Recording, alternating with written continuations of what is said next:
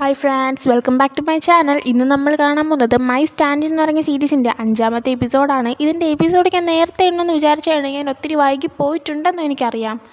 കാരണം ഞാൻ നേരത്തെ നിങ്ങളോട് പറഞ്ഞതാണ്, ഈ സമയം കൊണ്ട് ഞാൻ ഹോസ്റ്റലിലോട്ട് മാറിക്കഴിഞ്ഞു. ഞാൻ എൻ്റെ വീക്കെൻഡ്സിൽ മാത്രമാണ് എൻ്റെ വീട്ടിലേക്ക് ഞാൻ വരുന്നത്. അപ്പോൾ ആ ഒരു ടൈമിന് മാത്രമേ എനിക്ക് കംഫർട്ടബിളായിട്ട് ഫോൺ യൂസ് ചെയ്യാൻ പറ്റത്തുള്ളൂ. പഠിക്കാൻ കൂടി ഉള്ളതുകൊണ്ട് വീട്ടുകാരപ്പോൾ ഫോൺ എടുക്കാനും സമ്മതിക്കുന്നില്ല. ഇപ്പോൾ പെട്ട് നിൽക്കുന്ന അവസ്ഥയാണ്. പിന്നെ ഹോസ്റ്റലിൽ ചെല്ലുമ്പോൾ എന്തുകൊണ്ട് ചെയ്തുകൂടാന്നൊക്കെയാണ് ചോദിക്കുന്നതെങ്കിൽ, ഒരുപാട് ആൾക്കാരുണ്ട്. ഞാനൊരു റൂമിൽ ഒറ്റയ്ക്കല്ല. ഒരുപാട് ആൾക്കാരുടെ ഇടയിലിരുന്ന് എനിക്ക് ചെയ്യാൻ പറ്റത്തില്ല. ഫോണ് ഫുൾ ടൈം യൂസ് ചെയ്യാൻ അവർ സമ്മതിക്കത്തില്ല. അങ്ങനെ പല കാര്യങ്ങളുണ്ട്. പിന്നെ എനിക്ക് ഇപ്പം ഞാൻ വീഡിയോ ചെയ്യുവാണെങ്കിൽ തന്നെ ഞാൻ ഭയങ്കര സ്പീഡിന് പറയും, അല്ലെങ്കിൽ എവിടെയെങ്കിലും തെറ്റിപ്പോകാൻ ചാൻസ് ഉണ്ട്. അങ്ങനെയൊക്കെ സംഭവിക്കാം. ഞാൻ കഴിഞ്ഞ ലാസ്റ്റിന് തൊട്ട് മുമ്പിട്ട് VR-ൻ്റെ 10ാമത്തെ എപ്പിസോഡ് എൻ്റെ ഹോസ്റ്റലിൽ ഇരുന്നായിരുന്നു ചെയ്തത്.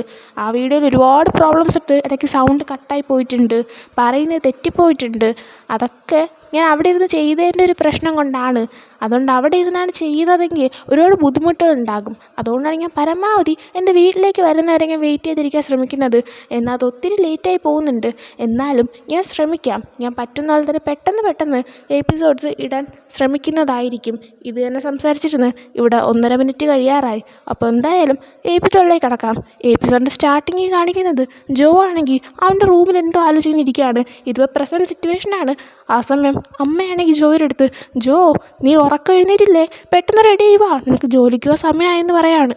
ജോ ആ സമയം അവൻ ഡ്രസ്സൊക്കെ ഇട്ടിട്ട് പുറത്തേക്ക് ഇറങ്ങി വന്നിട്ട് അവൻ്റെ അമ്മയുടെ അടുത്ത്, ഓ സോറി അമ്മ, ഞാൻ ഇന്നലെ രാത്രി നന്നായിട്ടൊന്നും ഉറങ്ങിയില്ലായിരുന്നു, അതുകൊണ്ട് നല്ല ഉറക്കക്ഷീണം ഉണ്ടെന്ന് പറയാണ്. ആ സമയം അമ്മ, എന്തു പറ്റി, നീ ഇതൊരു ടോക്കിയായില്ലേ, എന്തൊരു വയ്യായികയുണ്ടോ എന്നാൽ നീ ഇന്ന് ജോലിക്ക് പോകണ്ടെന്ന് പറയാണ്. ജോ ആ സമയം, അതൊന്നും കുഴപ്പമില്ല, ഞാൻ ഉച്ചയ്ക്ക് വരാമെന്ന് ഇറങ്ങിയിട്ട് അവൻ അവിടെ നിന്ന് ചെല്ലാണ്. അവൻ പോയി കഴിഞ്ഞതും അമ്മ വീണ്ടും കുക്കിങ് കണ്ടിന്യൂ ചെയ്യാണ്. ഈ ഒരു ടൈമിന് ആരോ വരാണ്. അപ്പോൾ ജോ തിരിച്ച് വന്നതാണെന്ന് കരുതി അമ്മയാണെങ്കിൽ എന്തു പറ്റി, മറന്നോ, അത് എടുക്കാനായിട്ട് വന്നതാണോ എന്ന് ചോദിച്ച് തിരിഞ്ഞു നോക്കുന്ന സമയം അത് ജോ ആയിരുന്നില്ല. പകരം അവർ കടം കൊടുത്തിട്ട് ആ ഒരു കടത്തിൻ്റെ ക്യാഷ് തിരിച്ചു വാങ്ങാനായിട്ട് വന്ന ആൾക്കാരായിരുന്നു. ആ ആൾക്കാർ ജോയുടെ അമ്മയുടെ അടുത്ത്, നിങ്ങളാണെങ്കിൽ പൈസ എപ്പോഴാണ് തിരിച്ചു തരുന്നത്, ഇപ്പം തന്നെ ഒരുപാട് വൈകിയെന്ന് പറയാണ്. അത് പറയുന്നേ ഉള്ളൂ, പക്ഷേ ആ പറയുന്ന ആൾക്കാരെ കാണിക്കുന്നില്ല. നമ്മുടെ ജോയുടെ അമ്മ ഷോക്കായി നിൽക്കുന്ന ഫേസ് മാത്രമേ നമ്മൾ ആ സീനിൽ കാണിക്കുന്നുള്ളൂ. അതിനുശേഷം കാണിക്കുന്നത് ജോ ആണെങ്കിൽ ജോയുടെ അടുത്ത് വർക്ക് ചെയ്തുകൊണ്ടിരിക്കുന്നതാണ്. ജോ വർക്ക് ചെയ്യുന്നില്ല, അവൻ എന്തോ കാർട്ടൂണും കണ്ടുകൊണ്ടിരിക്കുകയാണ്. ജോ ആണെങ്കിൽ ഇങ്ങനെ സാധനങ്ങളൊക്കെ എടുത്ത് വയ്ക്കുന്ന ടൈമിന്, അതായത് ഇവർ ബിഹൈൻഡ് ദ സീൻസിൽ ഇവൻ വർക്ക് ചെയ്യുകയാണ്. അപ്പോൾ ഒരു സീനിൽ, അതായത് ഒരു ഷൂട്ടിംഗ് സീനിൽ ആവശ്യമുള്ള സാധനങ്ങളെല്ലാം ഇവർ കൊണ്ടുപോകാനായിട്ട് എടുത്ത് വയ്ക്കുന്നതാണ്. ആ സമയം ജോ ഇങ്ങനെ എടുത്ത് വയ്ക്കുന്ന ടൈമിന് താക്കോൽ എടുത്ത് വയ്ക്കുന്നുണ്ടായിരുന്നു. അങ്ങനെ ഈ ഒരു താക്കോൽ കണ്ടതും കഴിഞ്ഞ ദിവസം രാത്രി അവൻ്റെ വീട്ടിലേക്ക് ചെന്നതും അവൻ ആ ചെടിച്ചട്ടിയുടെ അടിയിൽ നിന്ന് താക്കോലെടുത്തിട്ട് അവൻ്റെ വീട് തുറന്നു ശ്രമിക്കുന്നതും ആ സമയം അതിൻ്റെ അകത്ത് മിങ്ങ് നിൽക്കുന്നതും കണ്ടതൊക്കെ ഓർക്കുകയാണ്. അതോർത്തിട്ട് ജോ അവൻ്റെ മനസ്സിൽ, ഇല്ല, ഇനി ഞാൻ നിന്നെ ഒരിക്കലും വിശ്വസിക്കത്തില്ല. ഞാൻ എൻ്റെ വീട്ടിലേക്ക് വന്ന ദിവസം നീയും എൻ്റെ വീട്ടിലേക്ക് ജസ്റ്റ് ഒന്ന് വന്നതാണ്, അല്ലാതെ നീ അവിടെ താമസിക്കുകയൊന്നും ചെയ്യുന്നതല്ല. ഞാൻ നിന്നെ ഒരിക്കലും വിശ്വസിക്കത്തില്ല. ഞാനാണെങ്കിൽ നിൻ്റെ കെണിയിൽ ഇനി വിഴത്തുമില്ല എന്ന് വിചാരിച്ച് ജോ ഇങ്ങനെ നിൽക്കുകയാണ്. ആ സമയം ജോ എന്തോ ആലോചിക്കുന്ന കണ്ടിട്ട് ജോ ആണെങ്കിൽ, എന്തു പറ്റി, നിൻ്റെ പ്രശ്നങ്ങളെല്ലാം ഓക്കെ ആയി, നീ ഇപ്പോൾ റിക്കവറായെന്നാണ് വിചാരിച്ചത്, പക്ഷേ ഇപ്പോഴും നിനക്കെന്തോ വയ്യായ്ക ഉണ്ടെന്ന് തോന്നുന്നല്ലോ, നീ ഒരുപാട് വർക്ക് ചെയ്തോ, ഒരുപാട് ഞാൻ നിന്നെ വർക്ക് ചെയ്യിപ്പിച്ചു, എങ്കിൽ നീ ബിഹൈൻഡ് ദ സീൻസിൽ വർക്ക് ചെയ്യുന്നത് നിർത്തിയിട്ട് നീ മോഡലാവാൻ ആഗ്രഹിച്ചല്ലേ മുമ്പിരുന്നത്, നീ അതേപോലെ മോഡലാവാനായിട്ട് പറയാണ്. അതായത് നമ്മുടെ ജെയ്ക്ക്, അതായത് ജെയ്ക്കിന് അപകടം പറ്റി നമ്മുടെ ജോ ഇവൻ്റെ ഉള്ളിലേക്ക് വരുന്നതിന് മുമ്പ് വരെ ജെയ്ക്ക് ഒരു മോഡലായിട്ട് വർക്ക് ചെയ്ത് തുടങ്ങിയ ഒരു പയ്യനായിരുന്നു. അതുകൊണ്ട് തന്നെ ഇപ്പോൾ ജോയുടെ അടുത്ത്, അതായത് എല്ലാവരുടെയും കണ്ടിട്ട് അവൻ ജെയ്ക്കാണല്ലോ, അപ്പോൾ ജെയ്ക്കിൻ്റെ അടുത്ത് നമ്മുടെ ജോ ആണെങ്കിൽ നീ പഴയതുപോലെ മോഡലാവാനായിട്ട് പൊക്കോളാൻ പറയാണ്. ജോ ആ സമയം, ഇല്ല അതൊന്നും വേണ്ട, ഇനി അതൊന്നും നടക്കുമെന്ന് തോന്നുന്നില്ല, എൻ്റെ ലൈഫിൽ ഇനി ഞാനൊരു മോഡലാവത്തില്ല എന്ന് പറഞ്ഞിട്ട് അവൻ വീണ്ടും വർക്ക് കണ്ടിന്യൂ ചെയ്യാണ്. ഈ സമയം ജോ അവൻ്റെ അടുത്തേക്ക് വന്നിട്ട്, നിനക്ക് വിശപ്പായോ, എങ്കിൽ വാ നമുക്കൊരു ഫുഡ് കഴിച്ചിട്ട് വരാം, എൻ്റെ വൈഫ് ഇന്ന് ഇഷ്ടം പോലെ ഫുഡ് നല്ല അടിപൊളിയായിട്ട് ഉണ്ടാക്കി തന്നയച്ചിട്ടുണ്ട്, വാ നമുക്ക് പോയി ഫുഡ് കഴിക്കാമെന്ന് പറഞ്ഞിട്ട് അവന് ഫുഡ് കഴിക്കാനായിട്ട് കൊണ്ടുപോവാണ്. അതിനുശേഷം കാണിക്കുന്നത് ജോ തിരിച്ച് വീട്ടിലേക്ക് വരുന്നതാണ്. വരുന്ന ടൈമിൽ അവൻ ഭയങ്കര സന്തോഷിച്ച് വന്നിട്ട്, അമ്മ അതാ ഞാൻ അമ്മയ്ക്ക് ഡ്രിങ്ക്സൊക്കെ വാങ്ങിച്ചുകൊണ്ട് വന്നു എന്ന് പറഞ്ഞ് അകത്തേക്ക് കയറാണ്. നോക്കിയപ്പോൾ അവിടെ പാത്രങ്ങളെല്ലാം ഇങ്ങനെ വീണ് കിടക്കായിരുന്നു. അതിൻ്റെ കൂടെ തന്നെ അവിടെ അവരാണെങ്കിൽ തുണി ഉണങ്ങാനായിട്ട് ഒരു സ്റ്റാൻഡ് പോലത്തെ ഒരു സംഭവത്തിൽ വിരിച്ചിട്ടിട്ടുണ്ടായിരുന്നു. അതെല്ലാം ഇങ്ങനെ താഴെ വീണ് കിടക്കുകയാണ്. അപ്പോൾ എന്തോ സംഭവിച്ചെന്ന് എഴുതിയിട്ട് ജോ പേടിച്ച് ഓടിച്ചെന്ന് അവൻ വീടിൻ്റെ അകത്തൊക്കെ അവൻ്റെ അമ്മേനെ നോക്കുകയാണ്. ഇവിടെ അപ്പോൾ മഴ പെയ്യുന്നുണ്ട്, അതുകൊണ്ട് തന്നെ ഞാൻ പറയുന്നത് ഒരുപക്ഷെ ക്ലിയർ ആവാൻ ചാൻസ് ഇല്ല. ഞാൻ എന്തായാലും ഇന്ന് തന്നെ വീഡിയോ ഇടണം എന്ന് കരുതിയിട്ടാണ് മഴേനെ ഒന്നും നോക്കാതെ ഞാൻ ദേ ഇവിടെ വീഡിയോ ചെയ്യുന്നത്. അങ്ങനെ ജോ ആണെങ്കിൽ വീടിൻ്റെ അകത്ത് അവൻ്റെ അമ്മയെ നോക്കുകയാണ്. അങ്ങനെ നോക്കുന്ന സമയത്ത് അമ്മ അകത്ത് തുണികളെല്ലാം അലങ്കോലമായി കിടന്നത് പറക്കി വെച്ചുകൊണ്ടിരിക്കുമായിരുന്നു. ജോ ആ സമയം അമ്മയുടെ അടുത്ത് വന്നിട്ട്, അമ്മ എന്താ സംഭവിച്ചത്, എന്താ എല്ലാം ഇങ്ങനെ അലങ്കോലമായി കിടക്കുന്നതെന്ന് ചോദിക്കുകയാണ്. ആ സമയം അവൻ്റെ അമ്മ ഒന്നുമില്ല എന്ന് പറയുന്നുണ്ട്. ആ സമയം ജോ, പിന്നെ എന്താ സാധനങ്ങൾ ഇങ്ങനെ കിടക്കുന്നത്, എന്താ കാര്യവും പറയാനായിട്ട് പറഞ്ഞിട്ട് അവൻ്റെ അമ്മേനെ ഒരിടത്ത് കൊണ്ടിരുത്തിയിട്ട് കാര്യം ചോദിക്കുകയാണ്. ആ സമയം അവൻ്റെ അമ്മയാണെങ്കിൽ, അത് പിന്നെ നീ ഹോസ്പിറ്റലിൽ കിടക്കുന്ന ടൈമിന് എൻ്റെ കയ്യിൽ ഒരുപാട് പൈസയൊന്നും ഇല്ലാത്തതുകൊണ്ട് ഞാനൊരു പലിശക്കാരൻ്റെ കയ്യിൽ നിന്ന് കുറച്ച് പൈസ വാങ്ങിച്ചിട്ടുണ്ടായിരുന്നു. അത് തിരിച്ചടയ്ക്കാനുള്ള സമയം കഴിഞ്ഞിട്ടും അടയ്ക്കാത്തത് കൊണ്ട് അയാൾ ഇങ്ങനെയൊക്കെ ഒന്ന് ചെയ്തിട്ട് പോയതാണെന്ന് പറയാണ്. ജോ ആ സമയം എത്ര രൂപയാണ് അയാളുടെ നിന്ന് വാങ്ങിച്ചതെന്ന് ചോദിച്ചപ്പോൾ അമ്മ ഒരുപാട് പൈസ വാങ്ങിച്ചു എന്ന് പറയാണ്. ജോ അത് എത്രയാണെന്ന് ചോദിച്ചപ്പോഴത്തേക്കും അമ്മ അത് 3 മില്യൺ ആണെന്ന് പറയാണ്, അതായത് 30 ലക്ഷം രൂപ. എന്നിട്ട് അവൻ്റെ അമ്മയാണെങ്കിൽ, നീ അതൊന്നും ഓർത്ത് ടെൻഷൻ ആവണ്ട, ഞാനാണെങ്കിൽ നാളെ തൊട്ട് ഏതെങ്കിലുമൊക്കെ ജോലിക്ക് പോയിട്ട് ആ പൈസ ഉടനെ തന്നെ അടച്ചോളാം എന്ന് പറയാണ്. ആ സമയം ജോ, വേണ്ട വേണ്ട അമ്മ ഒന്നും ചെയ്യാൻ നിൽക്കണ്ട, ഞാൻ എങ്ങനെയെങ്കിലും ഒരു വഴി കണ്ടുപിടിച്ചിട്ട് ഞാനൊക്കെ അത് റെഡി ആയിക്കോളാം, അമ്മ ഒന്നും ചെയ്യാൻ നിൽക്കണ്ടെന്ന് പറയാണ്. ആ സമയം അമ്മയാണെങ്കിൽ, പക്ഷേ നീ ഇപ്പോൾ റിക്കവറായി വരുന്നതല്ലേ ഉള്ളൂ, പിന്നെ നിനക്കിപ്പോൾ ഒരു പുതിയ ജോലി കിട്ടിയല്ലേ ഉള്ളൂ, നീ ഒരുപാട് കഷ്ടപ്പെടാൻ നിൽക്കണ്ടെന്ന് പറയാണ്. ആ സമയം ജോ ആണെങ്കിൽ, അതൊന്നും കുഴപ്പമില്ല, എനിക്കൊരു വഴി കിട്ടിയിട്ടുണ്ട്, ഞാൻ അത് വെച്ച് കാര്യങ്ങളെല്ലാം ചെയ്തോളാം എന്ന് പറയാണ്. അതിനുശേഷം കാണിക്കുന്നത് വുഡിൻ്റെ പ്രൊഡക്ഷൻ കമ്പനിയിൽ വുഡും പിന്നെ ടോങ്ങിൻ്റെ മാനേജറായിട്ടുള്ള ആ ഒരു പെൺകുട്ടിയും ഇവർ രണ്ടുപേരും കൂടി ഇരുന്നിട്ട് പുതിയൊരു സ്റ്റണ്ട് മാൻ അല്ലെങ്കിൽ ടോങ്ങിന് ഒരു സ്റ്റാൻഡിൻ അയാളെ അന്വേഷിച്ചിട്ട് ഒരു ഓഡിഷൻ പോലെ നടത്തുന്നതാണ്. അപ്പോൾ അതിൽ ഓഡിഷന് ചെയ്യാനായിട്ട് ഒരു പയ്യൻ വരുന്നുണ്ട്. എന്നിട്ടൊരു ഫൈറ്റ് സീൻ അഭിനയിക്കുകയാണ്. എന്നാൽ അവൻ നേരെ ചെയ്യുന്നില്ല. അങ്ങനെ ടോങ്ങിൻ്റെ മാനേജറാണെങ്കിൽ അവൻ ശരിയാവത്തില്ല, പുതിയൊരു സ്റ്റാൻഡിനെ അല്ലെങ്കിൽ ഒരു സ്റ്റണ്ട് ടീമിനെ റെഡിയാക്കണമെന്ന് പറയാണ്. ആ സമയം ഒട്ടാണെങ്കിൽ, ഇപ്പം നീ ഇങ്ങനെ പറഞ്ഞിട്ട് കാര്യമൊന്നുമില്ല, എൻ്റെ ജോയിനെ നിൻ്റെ ടോങ് കാരണമല്ലേ ഇൻഡസ്ട്രിയിൽ നിന്ന് പുറത്താക്കിയത്, അപ്പോൾ പിന്നെ പുതിയൊരാളെ വേണമെന്ന് പറഞ്ഞാൽ അവനെപ്പോലെ ബെസ്റ്റായിട്ടുള്ള ആളെ എവിടെ പോയി കണ്ടുപിടിക്കുമെന്ന് പറയാണ്. എനിക്ക് തോന്നുന്നത് നമ്മുടെ ജോയിക്ക് അവൻ്റെ പേര് ബ്ലാക്ക് ലിസ്റ്റിൽ വരാനായിട്ട് കാരണക്കാരൻ ടോങ് ആണെന്ന് എനിക്ക് തോന്നുന്നു. അവനതിൽ എന്തോ ഒരു പങ്കുണ്ടെന്ന് എനിക്ക് തോന്നുന്നു. ആ ഒരു ടൈമിന് അങ്ങോട്ടേക്ക് നമ്മുടെ ജോ വരാണ്. ജോ വന്നിട്ട് വുഡിൻ്റെ അടുത്ത്, വുഡ് എനിക്കൊരു കാര്യം സംസാരിക്കണമെന്ന് പറയാണ്. അങ്ങനെ വുഡ് മാറി നിന്നിട്ട് ജോയുടെ അടുത്ത് എന്താ കാര്യം ചോദിക്കുകയാണ്. ആ സമയം ജോ, ഞാൻ സ്റ്റാൻഡിനായിട്ട് വർക്ക് ചെയ്ത് നോക്കട്ടേന്ന് ചോദിക്കുന്നുണ്ട്. ആ സമയം വുഡ്, ഇപ്പോൾ എന്ത് പറ്റി പെട്ടെന്ന് വർക്ക് ചെയ്യാനെന്ന് ചോദിച്ചപ്പോൾ ജോ ആണെങ്കിൽ, അത് പിന്നെ എനിക്ക് കുറച്ച് കാര്യങ്ങളൊക്കെ ചെയ്ത് തീർക്കാനുണ്ടായിരുന്നു എന്ന് പറയാണ്. ആ ടൈമിന് വുഡ്, പക്ഷേ ഇതുപോലെ സ്റ്റാൻഡിനായിട്ടൊക്കെ വർക്ക് ചെയ്യുന്നത് ഒരുപാട് ബുദ്ധിമുട്ടാണ്, എല്ലാവർക്കും ചെയ്യാൻ പറ്റത്തില്ല എന്ന് പറയുന്നുണ്ട്. എന്നാൽ നമ്മുടെ ജോ ആണെങ്കിൽ പ്രൊഫഷണൽ സ്റ്റാൻഡിനാണ്, സ്റ്റണ്ട് ചെയ്യുന്ന ആളാണ്. പക്ഷേ അവൻ്റെ മുന്നിൽ, അതായത് വുഡിൻ്റെ മുന്നിൽ ജെയ്ക്കാണ് ഇപ്പോൾ നിൽക്കുന്നത്. അതുകൊണ്ട് തന്നെ വുഡിന് നമ്മുടെ ജോ ആണെന്ന് അറിയാത്തത് കൊണ്ട് തന്നെ ജോയിൻ്റെ അടുത്ത് അത് വേണ്ട വേണ്ട എന്നൊക്കെ പറയുന്നുണ്ട്. എന്നാലും ജോ ഞാൻ ട്രൈ ചെയ്ത് നോക്കാമെന്ന് പറഞ്ഞിട്ട് ആ ഒരു ഫൈറ്റ് സീൻ ചെയ്യാനായിട്ട് റെഡി ആയി നിൽക്കുകയാണ്. അങ്ങനെ വുഡ് ആക്ഷൻ പറഞ്ഞതും അവൻ അഭിനയിച്ച് തുടങ്ങുകയാണ്. എന്നാൽ ഒരു ഫൈറ്റ് ചെയ്യുന്നിടയിൽ അവൻ പെട്ടെന്ന് നീങ്ങാൻ മറന്നിട്ട് അവൻ്റെ കൂടെ ഫൈറ്റ് ചെയ്യുന്ന ആളുടെ കയ്യിൽ നിന്ന് ഇവനൊരു അടി ഇട്ടാണ്. അങ്ങനെ വുഡാണെങ്കിൽ, മതി മതി നിർത്ത്, ഇനി നീ ചെയ്യണ്ട, നീ നിർത്ത്, ഇത് നിനക്ക് പറ്റത്തില്ല എന്ന് പറയുന്നുണ്ട്. ആ സമയം ജോ ആണെങ്കിൽ, ഒരു ടവണയും കൂടെ ഞാൻ ചെയ്ത് നോക്കട്ടെ പ്ലീസ് പ്ലീസ് എന്ന് പറയാണ്. അങ്ങനെ വുഡ് സമ്മതിച്ചിട്ട് ഒരിക്കൽ കൂടെ ചെയ്യാണ്. ആ സമയം ജോ ആണെങ്കിൽ നല്ല ബെസ്റ്റായിട്ട് ഫൈറ്റ് ചെയ്യാണ്. എല്ലാവരും നല്ല അടിപൊളിയായിട്ട് അടിച്ചിടുന്നുണ്ട്. ആക്ച്വലി ടോങ്ങിൻ്റെ ഒരു പുതിയ മൂവി നെക്സ്റ്റ് വീക്ക് തൊട്ട് ഷൂട്ടിംഗ് എന്തോ സ്റ്റാർട്ട് ചെയ്യാൻ പോവാണ്. അതിനെന്തോ വേണ്ടിയിട്ടാണ് സ്റ്റാൻഡിനെ വേണ്ടത്, അത് കറക്റ്റായിട്ട് പറയുന്നില്ല. മാനേജർ ജസ്റ്റ് അതിനെപ്പറ്റി എടുത്ത് സംസാരിക്കുന്നതെന്ന് മാത്രമേ ഉള്ളൂ, അതുകൊണ്ട് അതിന് കൃത്യമായിട്ട് അറിയത്തില്ല. അങ്ങനെ നമ്മുടെ ജോ ഇത്രയും നന്നായിട്ട് അഭിനയിക്കുന്ന കണ്ടിട്ട് വുഡും പിന്നെ നമ്മുടെ ടോങ്ങിൻ്റെ മാനേജറും ഞെട്ടി നിൽക്കുകയാണ്. അങ്ങനെ ടോങ്ങിൻ്റെ മാനേജർ, നിൻ്റെ പേരെന്താണെന്ന് ചോദിക്കുകയാണ് ജോയുടെ അടുത്ത്. ആ സമയം ജോ, എൻ്റെ പേര് ജോ എന്ന് പറയാണ്. കാരണം നമ്മുടെ രണ്ടാമത്തെ ജോയിൻ്റെ പേരും ജോ എന്ന് തന്നെയാണ്, ഞാനത് ജയിക്കുന്നിട്ട് എല്ലാവർക്കും കൺഫ്യൂഷൻ ആവാത്ത രീതിയിൽ ഇട്ടത്. അങ്ങനെ എൻ്റെ പേര് ജോ എന്ന് പറഞ്ഞപ്പോഴത്തേക്കും ഉടനെ തന്നെ വുഡിൻ്റെ അടുത്ത് ടോങ്ങിൻ്റെ മാനേജർ, നമുക്ക് പഴയ ജോയിനെ പോലെ പുതിയൊരു ജോയിനെ കിട്ടിയെന്ന് പറയുന്നുണ്ട്. അങ്ങനെ വീണ്ടും ടോങ്ങിൻ്റെ സ്റ്റാൻഡിനായിട്ട് അഭിനയിക്കാൻ കിടക്കിന് ഇവർക്ക് ഒരു ജോയിനെ കിട്ടിയിരിക്കുകയാണ്. അങ്ങനെ ജോയിനെ സെലക്ട് ചെയ്തതുകൊണ്ട് തന്നെ ജോയും വുഡും കൂടെ വുഡിൻ്റെ ഓഫീസിൻ്റെ ചെന്നിരുന്നിട്ട് അതിൻ്റെ ഒരു കോൺട്രാക്റ്റൊക്കെ സൈൻ ചെയ്യാനായിട്ട് ആ പേപ്പറൊക്കെ അവൻ്റെ അടുത്ത് കൊടുക്കുകയാണ്. എന്നിട്ട് അവൻ്റെ അടുത്ത്, നീ നിൻ്റെ ബാങ്ക് അക്കൗണ്ടിൻ്റെ സാധനങ്ങളും ഡീറ്റെയിൽസൊക്കെ എനിക്കൊന്ന് തരണം, എന്നാലേ നിൻ്റെ ക്യാഷും സംഭവങ്ങളെല്ലാം എനിക്ക് അതിലേക്ക് ഇടാൻ പറ്റുള്ളൂ എന്ന് പറയുന്നുണ്ട്. ആ സമയം ജോ ആണെങ്കിൽ, അത് പിന്നെ വുഡ് എനിക്ക് മുമ്പ് എടുത്ത് തന്നാൽ എൻ്റെ അക്കൗണ്ടിൽ തന്നെ ഇട്ടാൽ മതി എന്ന് പറയാണ്. നമ്മുടെ ഒറിജിനൽ ജോ മുമ്പ് വർക്ക് ചെയ്യുന്ന ടൈമിന് നമ്മുടെ വുഡ് അവന് വേണ്ടിയിട്ടൊരു അക്കൗണ്ട് എടുത്ത് കൊടുത്തായിരുന്നു. അവനിപ്പോൾ ജയിക്കാണ് എന്ന ഓർമ്മയില്ലാതെയാണ് അവൻ പെട്ടെന്ന് ഇങ്ങനെ പറഞ്ഞത്. ആ സമയം വുഡ്, പഴയ അക്കൗണ്ടോ, ഞാൻ നിനക്ക് എപ്പോഴും അക്കൗണ്ട് എടുത്തതെന്ന് ഞാൻ ചോദിക്കുകയാണ്. ആ സമയം ജോ, അയ്യോ സോറി മാറിപ്പോയതാ, ഞാൻ മുമ്പ് വർക്ക് ചെയ്തിരുന്ന കമ്പനിയിൽ ഒരു അക്കൗണ്ട് എടുത്തായിരുന്നു, ഞാൻ പെട്ടെന്ന് അതാ ഉദ്ദേശിച്ചത്, ഞാൻ പുതിയ ബാങ്ക് അക്കൗണ്ട് തുടങ്ങിക്കോളാമെന്ന് പറയാണ്. ഈ സമയം വുഡ്, ഓക്കെ നീ കോൺട്രാക്റ്റൊക്കെ വായിച്ച് നോക്കിയിട്ട് സൈൻ ചെയ്തിട്ട് അത് ഇവിടെ തന്നെ വെച്ചേക്ക്, എനിക്കൊരു മീറ്റിംഗ് ഉണ്ട്, ഞാൻ പോയിട്ട് വരാമെന്ന് പറയുമെങ്കിൽ വുഡ് അവിടെ ചെല്ലാണ്. അങ്ങനെ വുഡ് പോയി കഴിഞ്ഞതും ജോ എന്തോ ആലോചിച്ചിട്ട് ആരും ഇല്ലയെന്ന് ഉറപ്പ് വരുത്തിയ ശേഷം ഉട്ടിൻ്റെ ഡ്രോയറിൽ ചെന്നിട്ട് ഒരു പാസ്ബുക്ക് പോലത്തെ സംഭവം എടുത്ത് നോക്കുകയാണ്. അപ്പോൾ അതിൻ്റെ അകത്ത് നമ്മുടെ ജോയ്ക്ക് ഉട്ട് മുമ്പ് എടുത്തു കൊടുത്തൊരു അക്കൗണ്ട് ഉണ്ട്.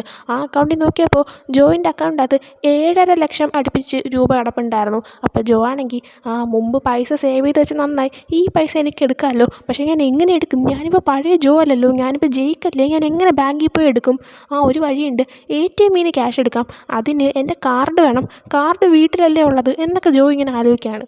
അതായത് ജോ ഇപ്പോൾ താമസിക്കുന്നത് ജെയ്ക്കിൻ്റെ വീട്ടിലല്ല, പകരം അവൻ്റെ വീട്ടിലാണ് അവൻ്റെ ഒരു കാർഡൊക്കെ ഇരിക്കുന്നത്. അതിനുശേഷം കാണിക്കുന്നത് മിങ് ഒരാളെ കാണാനായിട്ട് ഒരു കാട്ടിൻ്റെ ഇടയിലുള്ള ഒരു സ്ഥലത്തേക്ക് വരുന്നതാണ്.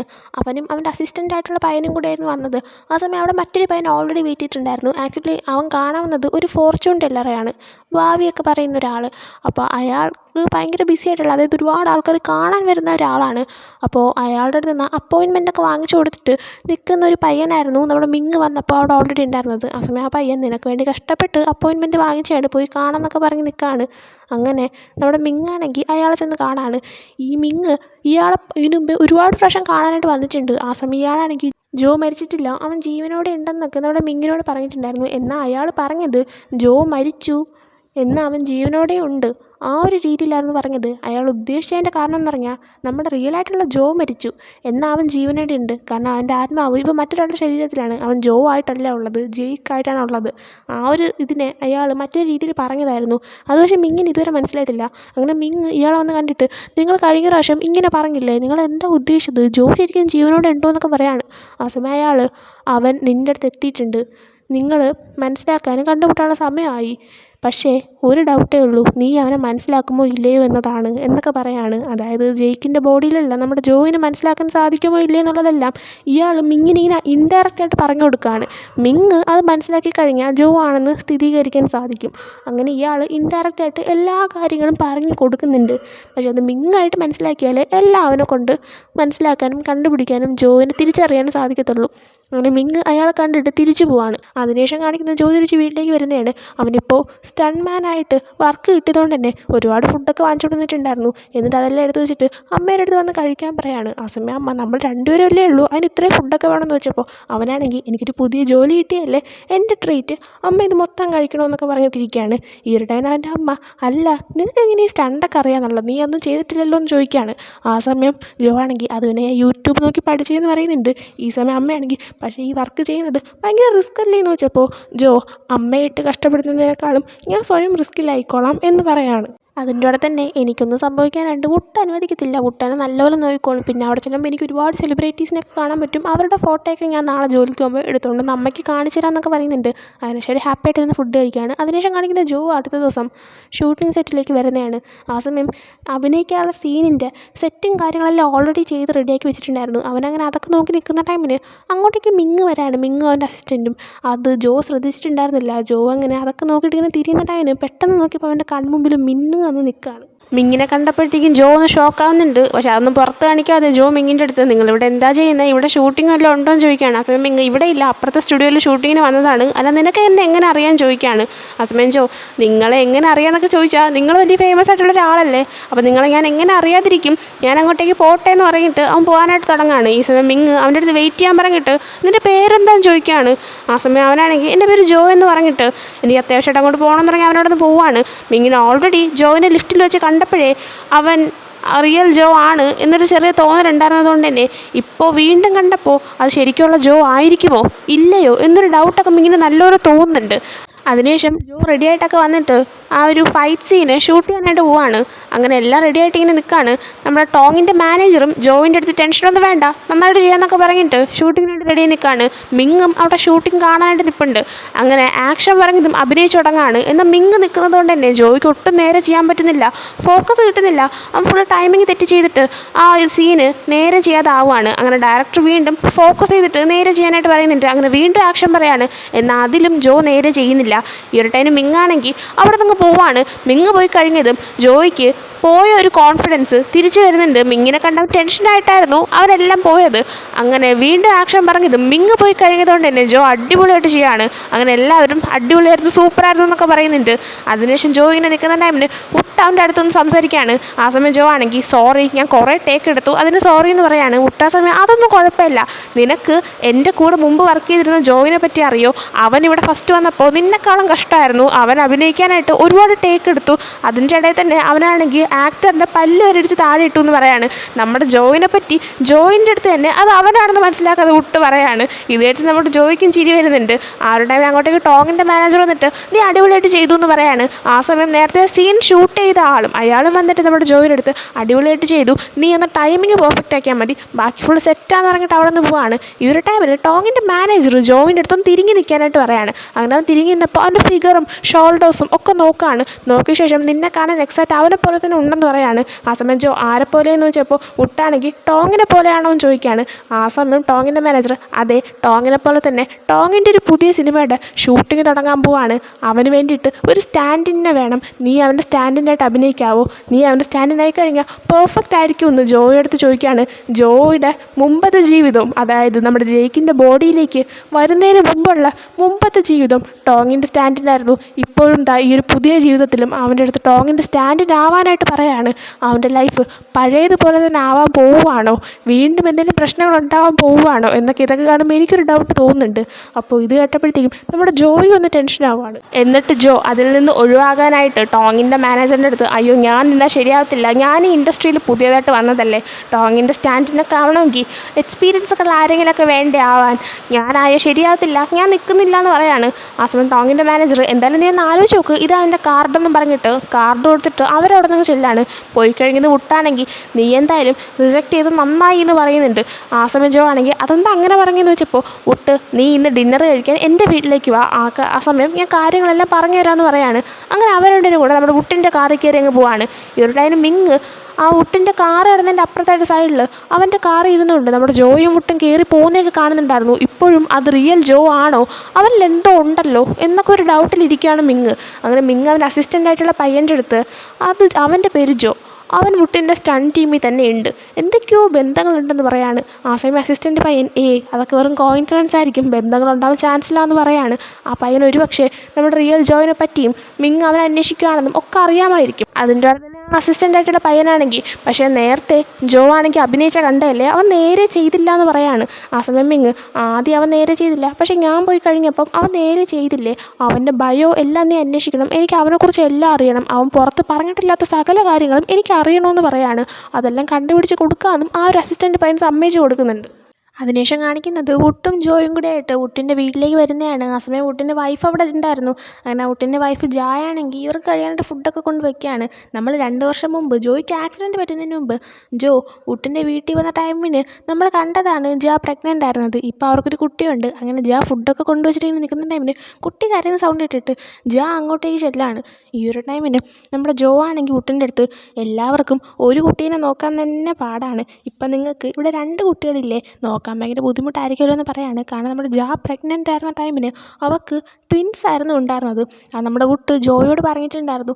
പക്ഷേ ഇപ്പോൾ നമ്മുടെ വുട്ടിൻ്റെ ഫ്രണ്ട് ഇരിക്കുന്നത് ജെയ്ക്ക് ആയതുകൊണ്ട് തന്നെ ജെയ്ക്ക് ഇപ്പോൾ വുട്ടിനുണ്ടായത് ട്വിൻസ് ആണ് എന്നൊക്കെ പറഞ്ഞു കേട്ടിട്ട് വുട്ട് പെട്ടെന്ന് അതിശയിച്ചിട്ട് നിനക്കതെങ്ങനെ അറിയാം എനിക്ക് ട്വിൻസ് ആണ് ഉണ്ടായിരുന്നതെന്ന്, നിൻ്റെ അടുത്ത് ഇത് ആരാ പറഞ്ഞതെന്ന് ചോദിക്കുകയാണ്. പെട്ടെന്ന് അവൻ അത് പിന്നെ ഓഫീസിലുള്ളവർ സംസാരിക്കുന്ന കേട്ടെന്ന് പറയാണ്. ആ സമയം വുട്ട് ആക്ച്വലി ട്വിൻസാണ് ഉണ്ടായിരുന്നത്, പക്ഷേ ജനിച്ചപ്പോൾ ഒരു കുട്ടി മരിച്ചുപോയി, ഒരാളെ രക്ഷിക്കാൻ പറ്റുകയുള്ളൂ, ഈ ഒരു കാര്യമൊന്നും ഞാൻ ആരുടെ ഓഫീസിലുള്ളവരടുത്ത് പറഞ്ഞിട്ടില്ല, പിന്നെ ട്വിൻസാണ് ഉണ്ടാകാൻ പോകുന്നതെന്നും ആർക്കും അറിയത്തില്ലായിരുന്നു, പിന്നെ നീ ഇത് എങ്ങനെ അറിഞ്ഞതെന്ന് ചോദിക്കുകയാണ്. ആ സമയം ജോ ആണെങ്കിൽ പെട്ടെന്ന് എന്ത് പറഞ്ഞാൽ അറിഞ്ഞുകൂടാതിരുന്നിട്ട് ഒരു പക്ഷേ ഞാൻ മറ്റൊരാളെക്കുറിച്ച് കേട്ടത് നിങ്ങളെയാണെന്ന് വിചാരിച്ച് തെറ്റിദ്ധരിച്ചായിരിക്കും എന്ന് പറയാണ്. ഈ സമയം മുട്ടാണെങ്കിൽ ഞാൻ നിൻ്റെ അമ്മയുടെ അടുത്ത് സംസാരിച്ചായിരുന്നു, നിൻ്റെ അമ്മ എൻ്റെ അടുത്ത് പറഞ്ഞിട്ടുണ്ട് നീയാണെങ്കിൽ ബോക്സിങ് ക്ലാസ് ഒന്നും എടുത്തിട്ടില്ല എന്ന്, പക്ഷേ നീ എൻ്റെ അടുത്ത് നീ സ്റ്റണ്ട് ചെയ്ത ടൈമിന് നീ അങ്ങനെ ക്ലാസ്സിനൊക്കെ പോയിട്ടുണ്ടെന്ന് പറഞ്ഞതല്ലേ, പിന്നെ നീ എങ്ങനെയാണ് ഇപ്പോൾ സ്റ്റണ്ടൊക്കെ ചെയ്തതെന്ന് ചോദിക്കുകയാണ്. ആ സമയം ജോ ആണെങ്കിൽ അത് പിന്നെ എനിക്ക് ഈ ഒരു ഫൈറ്റ് മൂവീസൊക്കെ ഭയങ്കര ഇഷ്ടമാണ്, അതുകൊണ്ട് ഞാൻ യൂട്യൂബ് നോക്കി പഠിച്ചതെന്ന് പറയുന്നുണ്ട്.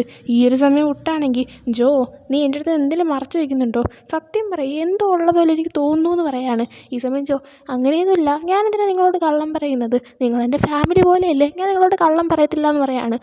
അത് വിശ്വസിച്ചിട്ട് വിട്ട് എങ്കിൽ ഓക്കെ നമുക്ക് ഫുഡ് കഴിക്കാമെന്ന് പറഞ്ഞിട്ട് അവരിരുന്ന് ഫുഡ് കഴിക്കുകയാണ്. അതിനുശേഷം കാണിക്കുന്നത് ഫുഡൊക്കെ കഴിച്ചിട്ട് ഇവർ വെളിയിലോട്ട് വന്ന് സംസാരിക്കുന്നതാണ്. ഈ ഒരു സമയം ജോ ആണെങ്കിൽ വുട്ടിൻ്റെ അടുത്ത് അയാളുടെ ജൂനിയർ ആയിട്ടുണ്ടായിരുന്ന ജോയിനെ പറ്റി ചോദിക്കുകയാണ്. ആ ജൂനിയർ ജോ നമ്മുടെ ഈ ജോയ് തന്നെയാണ്. അപ്പോൾ ജോയുടെ ആക്സിഡൻറ്റിനെ പറ്റി ചോദിക്കുകയാണ്. ആ സമയം വുട്ടാണെങ്കിൽ അത് പിന്നെ അവനിങ്ങനെ സ്റ്റണ്ടൊക്കെ ചെയ്യാൻ പോയപ്പോൾ പറ്റിയൊരു സംഭവമാണ്. ആക്ച്വലി അവൻ പോയത് ലൈസൻസ് ഇല്ലാത്തൊരു പ്രൊഡക്ഷൻ കമ്പനിക്ക് വേണ്ടി സ്റ്റണ്ടിന് ചെയ്യാനായിട്ടായിരുന്നു. ഞാൻ അവനെ തടഞ്ഞതാണ്, പക്ഷേ അവൻ പോയി. ആക്ച്വലി അവർ യൂസ് ചെയ്യുന്നത് ഭയങ്കര ക്വാളിറ്റി കുറഞ്ഞ ടൂൾസാണ്, അതുകൊണ്ട് തന്നെയാണ് അവന് അപകടം പറ്റിയെന്ന് പറയാണ്. ആ സമയം ജോ ആണെങ്കിൽ അവരപ്പോൾ അവൻ്റെ മരണത്തിൻ്റെ റെസ്പോൺസിബിലിറ്റി ഏറ്റെടുത്തില്ലേ എന്ന് വെച്ചപ്പോൾ അയാളാണെങ്കിൽ എങ്ങനെ റെസ്പോൺസിബിലിറ്റി ഏറ്റെടുക്കാനാണ്? അവർ നമ്മൾ വിചാരിക്കുന്ന പോലെയൊന്നുമല്ല. ലൈസൻസ് ഇല്ലെങ്കിലും അവർക്ക് പുറകിൽ ഒരുപാട് ആൾക്കാരുണ്ട്. അവർക്ക് ഒരുപക്ഷെ എവിടെയെങ്കിലും ഷൂട്ടിംഗ് ചെയ്യണമെങ്കിൽ തന്നെ അതിനൊന്നും പെർമിഷൻ എടുക്കേണ്ട ഒരു ആവശ്യമില്ല. അവർക്ക് എവിടെ വേണോ ഷൂട്ട് ചെയ്യാം. പിന്നെ റെസ്പോൺസിബിലിറ്റി ഏറ്റെടുക്കേണ്ട കാര്യമില്ല, നമുക്കും ഒന്നും ചെയ്യാൻ പറ്റത്തില്ല. അവനെ ഞാൻ തടയാൻ ശ്രമിച്ചു, എന്നാൽ അവൻ പോയി. അവനും ഞാനും തമ്മിൽ ആ ഒരു ടൈമിന് വഴക്കം ഉണ്ടായിട്ടുണ്ടായിരുന്നു. എന്നാലും അവൻ്റെ കാര്യത്തിൽ എന്തെങ്കിലും ചെയ്യാനൊക്കെ ഞാൻ ശ്രമിച്ചു, പക്ഷേ അവരുമായിട്ട് ഒത്തുപോകാൻ എന്നെക്കൊണ്ട് സാധിച്ചില്ല. പറ്റത്തില്ല, കാരണം അവർക്ക് അത്രത്തോളം പിടിപാടുണ്ട്. പിന്നെ അവൻ്റെ ബോഡി ഞങ്ങൾ ഒരുപാട് അന്വേഷിച്ചു, കണ്ടെത്തി. പക്ഷേ കണ്ടെത്തിയ ബോഡി അവൻ്റേതാണോ എന്നുപോലും എനിക്കറിയത്തില്ല. എനിക്ക് അതൊക്കെ ഓർക്കുമ്പോൾ ഭയങ്കര വിഷമമുണ്ട്. അന്ന് ഞാൻ അവനെ തടയേണ്ടതായിരുന്നു എന്ന് പറയാണ്. അപ്പോൾ ഇത് കേട്ടിട്ട് നമ്മുടെ ജോയ്ക്കും സങ്കടമാവുന്നുണ്ട്. ആ സമയം വിട്ട് അതുകൊണ്ടാണ് നിനക്കും അങ്ങനെ സംഭവിക്കരുത് എന്ന് കരുതിയിട്ട് ഞാൻ നിന്നെ തടഞ്ഞത്. ആക്ച്വലി മിങ്ങിൻ്റെ അസിസ്റ്റൻറ്റ് ഇന്ന് എന്നെ കോൾ ചെയ്തിട്ട് നിന്നെ മിങ്ങിൻ്റെ കൂടെ ഒരു ആഡിൽ അഭിനയിപ്പിക്കാനായിട്ട് പറഞ്ഞിട്ടുണ്ടായിരുന്നു. എന്നാൽ ഞാൻ ആ സമയത്തെ അത് വേണ്ടാന്ന് പറഞ്ഞ് ഒഴിവാക്കി. കാരണം മിങ്ങ് കാരണമാണ് ജോ മരിച്ചത്. നീ അതിൽ ചെന്ന് ഇടപെടണ്ട, നീയാണെങ്കിൽ അവൻ്റെ അവസ്ഥയിലാവണമെന്ന് എനിക്ക് തീരെ ആഗ്രഹമില്ല എന്ന് പറയാണ്.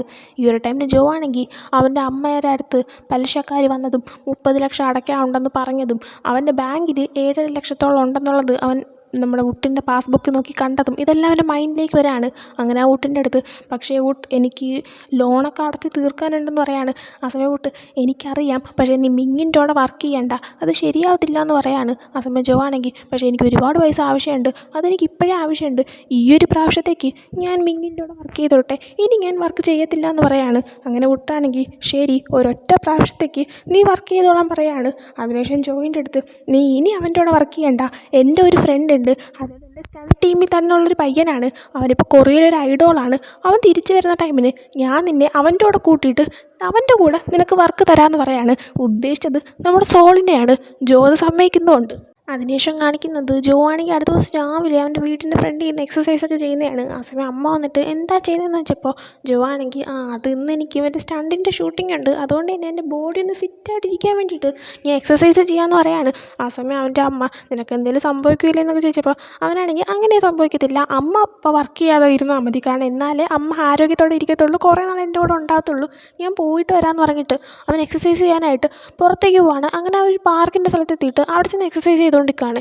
ഇതേ സമയം അവിടെ തൊട്ടടുത്തുള്ളൊരു കടയിൽ നമ്മുടെ മിങ്ങിൻ്റെ സെക്രട്ടറി, അവൻ്റെ പേര് ജിം എന്നാണ്, അവനാണെങ്കിൽ ഒരു ഡ്രിങ്ക്സൊക്കെ വാങ്ങിച്ച് അതും കുടിച്ച് ജോയിനെ തന്നെ വാച്ച് ചെയ്തുകൊണ്ടിരിക്കുകയാണ്. ഒരുപക്ഷെ മിങ്ങായിരിക്കും ജോയിനെ വാച്ച് ചെയ്യാനായിട്ട് അവനെ ഏൽപ്പിച്ചത്. അതിനുശേഷം കാണിക്കുന്നത് ജോ ആണെങ്കിൽ വുട്ടിൻ്റെ കൂടെ ഷൂട്ടിംഗ് സെറ്റിലേക്ക് പോകുന്നതാണ്. അതായത് മിങ്ങാണെങ്കിൽ ഒരു ആഡിൻ്റെ ഷൂട്ടിന് ജോയിനെ ഇൻവൈറ്റ് ചെയ്തെന്ന് പറഞ്ഞായിരുന്നല്ലോ, അതിൻ്റെ ഒരു ഷൂട്ടിങ്ങിനാണ്. അപ്പോൾ അവിടെ എത്തിയപ്പോഴത്തേക്കും ജോ ആണെങ്കിൽ ആഡിൻ്റെ ഷൂട്ടിംഗ് സെറ്റൊക്കെ ഡിഫറെൻ്റ് ആണല്ലോ എന്നൊക്കെ ഇങ്ങനെ പറയുന്നുണ്ട്. എന്നിട്ട് വുട്ടിൻ്റെ അടുത്ത് നിങ്ങളിവിടെ നിൽക്കണ്ട, എനിക്ക് വേണ്ടി നിൽക്കണ്ട, പൊക്കോളാനായിട്ട് പറയാണ്. ആ സമയം വുട്ട് അതൊന്നും കുഴപ്പമില്ല, പിന്നെ എനിക്ക് ഇവിടെ ഒരാളെ കാണാനുണ്ടെന്ന് പറയാണ്. ആ ടൈമിന് അങ്ങോട്ടേക്ക് മിങ്ങിൻ്റെ അസിസ്റ്റൻറ്റും വരാണ്. അങ്ങനെ അസിസ്റ്റൻറ്റ് പയ്യനാണെങ്കിൽ വുട്ടിൻ്റെ അടുത്ത് ജോയിനെ അഭിനയിപ്പിക്കാൻ സമ്മതിച്ചതിന് താങ്ക്സ് എന്ന് പറയാണ്. ഈ ഒരു ടൈമിന് വുട്ടാണെങ്കിൽ അതൊന്നും കുഴപ്പമില്ലെന്ന് പറഞ്ഞിട്ട് മിങ്ങിൻ്റെ അടുത്ത് ഇവനെ നന്നായിട്ട് നോക്കിക്കോണം, ഞാൻ പൊന്നോരെ നോക്കുന്ന ചെക്കനാണ്, പഴയ ജോയിൻ്റെ അടുത്ത് ചെയ്ത പോലെ ഇവൻ്റെ അടുത്ത് ചെയ്യാൻ നിന്നേക്കരുത് എന്നിങ്ങനെ മിങ്ങിനോട് പറയാണ്. ആ സമയം മിങ്ങ്, നിങ്ങളവനെ അത്രയും നന്നായിട്ട് നോക്കുന്നുണ്ടെങ്കിൽ ഞാനും അവനെ പൊന്നുപോലെ നോക്കിക്കോളാം എന്ന് പറയാണ്. അങ്ങനെ വുട്ട് തൊട്ട് അവിടെ നിന്ന് അങ്ങ് പോവാണ്. അതിനുശേഷം നമ്മുടെ മിങ് ആണെങ്കിൽ ജോയിൻ്റെ അടുത്ത് ഇങ്ങനെ സംസാരിക്കുകയാണ്. ഈ ടൈമിന് നമ്മുടെ മിങ്ങിന് ഇരിക്കാനായിട്ട് വണ്ടി റെഡിയാക്കിയിട്ടുണ്ടെന്ന് അയാളുടെ കൂടെയുള്ളൊരു ലേഡി വന്ന് പറയാണ്. ആ സമയം മിങ് ജോയിൻ്റെ അടുത്തും വന്ന് ജോയിൻ ചെയ്ത് ഇരിക്കാനായി പറയുന്നുണ്ട്. ആ സമയം ജോ വേണ്ട വേണ്ട നിങ്ങൾ പൊക്കോന്ന് ഇറങ്ങിയിട്ട് മിങ്ങിനെ ഒറ്റയ്ക്കങ്ങ് പറഞ്ഞു വിടാണ്. അതിനുശേഷം കാണിക്കുന്നത് ജോ ഡ്രസ്സൊക്കെ ചേഞ്ച് ചെയ്ത് വന്നിട്ട് മറ്റു കുറച്ച് ആൾക്കാരുടെ കൂടെ ഫോട്ടോഷൂട്ടൊക്കെ നടത്തുന്നതാണ്. അങ്ങനെ ഫോട്ടോഷൂട്ടൊക്കെ കഴിഞ്ഞ് നിൽക്കുന്ന ടൈമിന് അങ്ങോട്ടേക്ക് മിങ്ങും ഡ്രസ്സ് ചേഞ്ച് ചെയ്ത് വരാണ്. അങ്ങനെ മിങ് ഷൂട്ടിന് വേണ്ടിയിട്ട് ഇങ്ങനെ തൊട്ടടുത്ത് വരുമ്പോഴത്തേക്കും നമ്മുടെ ജോയിനെ പാസ് ചെയ്തായിരുന്നു അവൻ പോയത്. ആ ഒരു ടൈമിൽ നമ്മുടെ ജോ അവൻ്റെ മനസ്സിൽ എൻ്റെ ആത്മാവ് മറ്റൊരാളുടെ ശരീരത്തിൽ കയറി, അതിൻ്റെ കൂടെ എൻ്റെ ഉള്ളിലുണ്ടായിരുന്ന ഫീലിങ്സും കയറി എന്നാണ് തോന്നുന്നതെന്ന് പറയാണ്. കാരണം മിങ് അവൻ്റെ അടുത്തൂടെ ഇങ്ങനെ പാസ് ചെയ്ത് പോയപ്പോഴത്തേക്കും മിങ്ങിനോട് അവനുണ്ടായിരുന്ന ഒരു ഇഷ്ടം ജോയ്ക്ക് വീണ്ടും ഫീൽ ചെയ്യാണ്. അവനങ്ങനെ ആ ഒരു ഇഷ്ടത്തോടെ മിങ്ങിനെ ഇങ്ങനെ നോക്കിക്കൊണ്ടിരിക്കുകയാണ്. ഇരുട്ടതിന് മിങ്ങാണെങ്കിൽ ഫോട്ടോഷൂട്ടിന് വേണ്ടി പോസ് ചെയ്ത് നിൽക്കുകയാണ്. അവൻ ഒട്ടും തന്നെ ചിരിക്കുന്നില്ല, ഭയങ്കര ആറ്റിറ്റ്യൂഡായിട്ടാണ് നിൽക്കുന്നത്. ആ സമയം അവിടെ നിന്ന് രണ്ടാൾക്കാരാണെങ്കിൽ സംസാരിക്കുകയാണ്. അത് ജോ കേൾക്കുന്നുണ്ട്. അവരാണെങ്കിൽ മിങ് ഒരിക്കൽ പോലും ചിരിക്കത്തില്ല എന്ന് പറഞ്ഞപ്പോഴത്തേക്കും കൂടെ ഉണ്ടായിരുന്ന മറ്റൊരാൾ മിങ് ടോങ്ങിൻ്റെ കൂടെ അഭിനയിക്കുമ്പോൾ മാത്രമേ ചിരിക്കാറുള്ളൂ, ടോങ് മിങ്ങിൻ്റെ ചേച്ചിയുടെ ഹസ്ബൻഡല്ലേ എന്നൊക്കെ ഇങ്ങനെ പറയാണ്.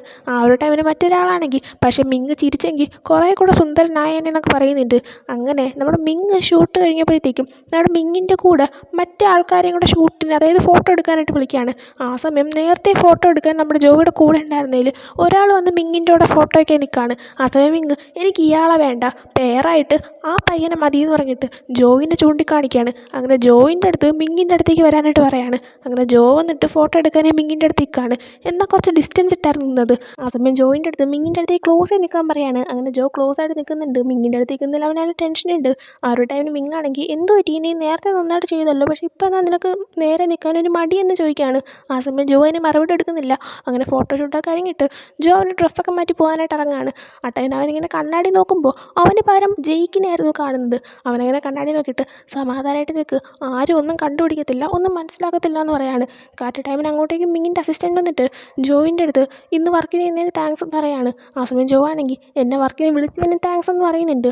ആ സമയം നമ്മുടെ മിങ്ങിൻ്റെ അസിസ്റ്റൻറ്റ് മിങ്ങാണെങ്കിൽ അയാളുടെ കൂടെ ഡിന്നർ കഴിക്കാനായിട്ട് നിന്നെ ഇൻവൈറ്റ് ചെയ്തിട്ടുണ്ട്, വരാനായിട്ട് പറയാണ്. അങ്ങനെ ജോയിനെ വിളിച്ചുകൊണ്ട് ഒരു റെസ്റ്റോറൻറ്റിലേക്ക് ചെല്ലാണ്. ഇതേ റെസ്റ്റോറൻറ്റിലായിരുന്നു നമ്മുടെ മിങ് മുമ്പ് ജോയിനെ വിളിച്ചത്. അവിടെ വെച്ചായിരുന്നു ഓർഡർ എടുക്കാൻ വന്ന ആളുടെ മുന്നിൽ വെച്ചും മിങ് ജോയിനെ കിസ് ചെയ്തത്. അങ്ങനെ ആ ഒരു റെസ്റ്റോറൻറ്റിൽ വന്നതും ജോയ്ക്ക് ആ ഒരു ഓർമ്മയൊക്കെ വരാണ്. ആ സമയം മിങ് ജോയിൻ്റെ അടുത്ത് വന്ന് സീറ്റ് ഇരിക്കാൻ പറഞ്ഞിട്ട് ഇരിക്കുകയാണ്. ആ സമയം ജോ ആണെങ്കിൽ അവിടെ ഇരുന്ന് വൈനാണെങ്കിൽ മിങ്ങിന് കുടിക്കാനായിട്ട് ഒഴിച്ചു കൊടുക്കാമെന്ന് പറയുന്നുണ്ട്. പെട്ടെന്ന് മിങ്ങിൻ്റെ അസിസ്റ്റൻ്റ് ആണെങ്കിൽ വേണ്ട, മിങ്ങിന് നാളെ വർക്ക് ചെയ്യാനുള്ളതെന്ന് പറയാണ്. ആ സമയം ജോ മിങ്ങിന് എല്ലാ ദിവസവും വർക്കുണ്ടല്ലോ, ഇന്ന് റിലാക്സ് ചെയ്താൽ വൈനൊക്കെ കുടിക്കാമെന്ന് പറഞ്ഞിട്ട് അവൻ ഒഴിച്ചു കൊടുക്കുന്നുണ്ട്. അതിനുശേഷം ജിമ്മിന്, അതായത് നമ്മുടെ മിങ്ങിൻ്റെ അസിസ്റ്റൻറ്റിനും ഒഴിച്ചു കൊടുക്കാനായിട്ട് പോകുന്നുണ്ട്. ആ സമയം അവനും എനിക്ക് വേണ്ടാന്ന് പറയാണ്. പക്ഷേ കുറച്ച് കഴിഞ്ഞിട്ടുള്ള കാര്യം കാണിക്കുമ്പോഴത്തേക്കും നമ്മുടെ രണ്ടുപേരും, അതായത് ജിമ്മും മിങ്ങും നല്ലപോലെ ഡ്രിങ്ക് ആയിട്ടിരിക്കുകയാണ്. കാരണം ജോ അവരെ കൊണ്ട് കുറേ പ്രാവശ്യം കുടിപ്പിച്ചിട്ടുണ്ടായിരുന്നു വൈന്. അങ്ങനെ അവനങ്ങനെ കുടിപ്പിച്ചിട്ട് ഇങ്ങനെ ഇരിക്കുന്ന ടൈമിന് മിങ്ങാണെങ്കിൽ ജോയിൻ്റെ അടുത്ത് നിനക്ക് ഉട്ടിനെ അങ്ങനെ അറിയാമെന്ന് ചോദിക്കുകയാണ്. അപ്പോൾ ഞാൻ ഉട്ടിൻ്റെ കമ്പനിയിലെ വർക്ക് ചെയ്യുന്നതെന്ന് പറയാണ്. മിങ് ആ സമയം ഉട്ടാണെങ്കിൽ ബാക്കി എല്ലാവരെക്കാളും നിന്നെ കുറച്ചുകൂടെ പേഴ്സണലായിട്ട് കെയർ ചെയ്യുന്നുണ്ടല്ലോ, അതിന് കാരണം എന്താണെന്ന് ചോദിക്കുകയാണ് ജോ. അപ്പോൾ അതെനിക്കറിയത്തില്ല, ഒരുപക്ഷെ അയാളുടെ കൂടെ മുമ്പ് വർക്ക് ചെയ്തിരുന്ന ജോയിനെ പോലെ ആയതുകൊണ്ടായിരിക്കാമെന്ന് പറയുന്നുണ്ട്. അപ്പോൾ മിങ്ങാണെങ്കിൽ നിനക്ക് അവനെക്കുറിച്ച് അറിയാമോ എന്ന് ചോദിച്ചപ്പോൾ ഉട്ടൻ്റെ അടുത്ത് അവനെക്കുറിച്ച് പറഞ്ഞിട്ടുണ്ട്. അത് പിന്നെ അവനൊരു ആക്സിഡൻറ്റ് പറ്റിയെന്ന്, അവൻ മരിച്ചു പോയെന്നൊക്കെ പറഞ്ഞിട്ടുണ്ടെന്ന് പറയാണ്. മിങ് ആ സമയം പെട്ടെന്ന് തന്നെ അവൻ മരിച്ചു പോയിട്ടില്ല, അവനിപ്പോഴും ജീവനോടെ ഉണ്ട്, അവനെപ്പറ്റി വെറുതെ ആവശ്യമില്ലാതെ അറിയാതെ കാര്യങ്ങളൊന്നും പറയരുത്, നീ ഇവിടെ നിന്ന് പെട്ടെന്ന് ഇപ്പം തന്നെ ഇറങ്ങി പോകാൻ നോക്ക്, പിന്നെ നീ ഉട്ടിൻ്റെ അടുത്തും കൂടെ ചെന്നിട്ട് ജോ മരിച്ചിട്ടില്ല ജീവനോടെ ഉണ്ടെന്ന് പറയുന്നു. ആ സമയം അവനാണെങ്കിൽ ഓക്കെ സോറി എന്ന് പറഞ്ഞിട്ട് അവൻ അവിടെ നിന്ന് എഴുന്നേറ്റ് പോകാൻ നിൽക്കുകയാണ്.